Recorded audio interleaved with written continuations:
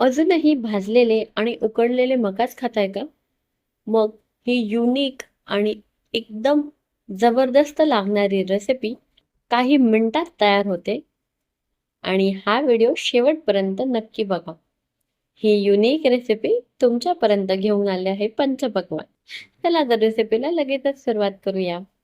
इथे मी 2 मके घेतलेले आहे. ते आधी अशा पद्धतीने साफ करून घेणार आहोत आणि त्यानंतर आपण हे मके 3 भागात कट करून घेणार आहोत.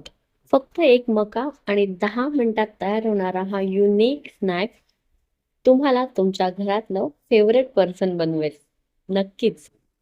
ही रेसिपी अगदी सोपी तर आहे आणि चवीलाही तितकीच भन्नाट लागते. आता हे कट करून घेतलेले जे मका आहे ते आपण मिठाच्या पाण्यात छान उकडून घेऊया. साधारण आपल्याला 10 ते 12 मिनिटं हे मके मध्यम आचेवरती उकडून घ्यायचे आहे. जेणेकरून हे मस्तपैकी सॉफ्ट होतील. आता हे मके उकडल्यानंतर आपल्याला हे मके चाळणीत काढून गार करून घ्यायचे आहेत. गार केल्यानंतर हे मक्याचे जे दाणे आहेत ते आपल्याला टूथपिकमध्ये घालून घ्यायचे आहे, व्हिडिओ दाखवल्याप्रमाणे.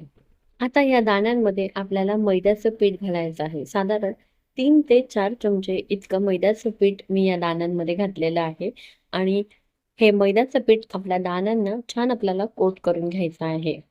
तुम्ही बघू शकता अशा पद्धतीने आपल्याला हे सगळे दाणे मैद्यामध्ये कोट करून घ्यायचे आहेत.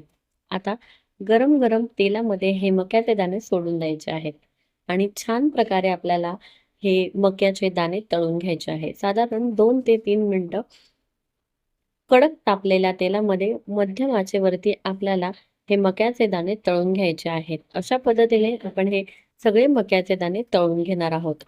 कडक तापलेल्या तेलात मध्यम आचेवरती हे मक्याचे दाणे तळल्यामुळे मका जास्तीत जास्त तेल शोषून घेत नाही आणि आपले दाणे जे आहे कमी तेलकट होतात. ही आहे आजची पंचपक्वान्न टिप. आता हे तळून घेतलेले सगळ्या मक्याच्या दाण्यांमध्ये आपण छानपैकी पेरी पेरी मसाला घालणार आहोत आणि पेरी पेरी मसाला तळून झाल्यानंतर आपल्याला लगेचच घालायचा आहे, म्हणजे दाणे लगेच मसाला धरून घेतील. अशा पद्धतीने आपण हा पेरी पेरी मसाला या दाण्यांवरती घालून घेणार आहोत आणि आता अगदी शेवटची स्टेप म्हणजे धुवून बारीक चिरून घेतलेली भरपूर सारी कोथिंबीर आपण यामध्ये घालूया आणि झटपट तयार होणारा युनिक असा फेवरेट स्नॅक तयार झाला आहे.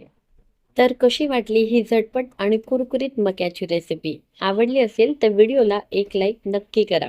तुमच्या मित्रमैत्रिणींना शेअर करा आणि अशाच सोप्या चविष्ट रेसिपींसाठी पंचपक्वान्न ऑफिशियलला सबस्क्राईब करायला अजिबात विसरू नका. आणि हा व्हिडिओ जर तुम्ही फेसबुक किंवा इंस्टाग्रामवरनं बघत असाल तर पेजला नक्की फॉलो करा. पुन्हा भेटूया पुढच्या व्हिडिओमध्ये. तोपर्यंत धन्यवाद.